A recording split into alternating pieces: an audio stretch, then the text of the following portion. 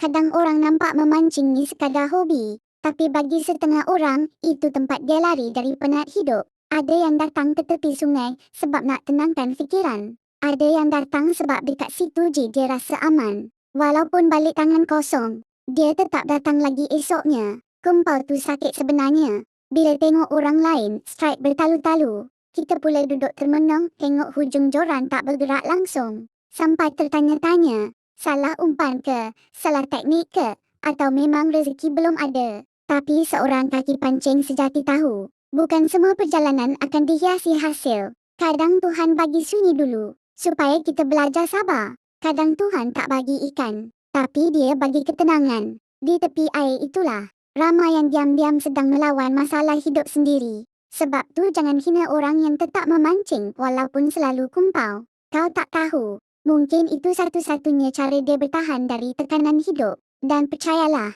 akan ada satu hari nanti, selepas penat menunggu, selepas banyak kali kecewa, joran itu akhirnya melentur juga. Masa tu baru kau faham, kenapa seorang kaki pancing tak pernah berhenti berharap.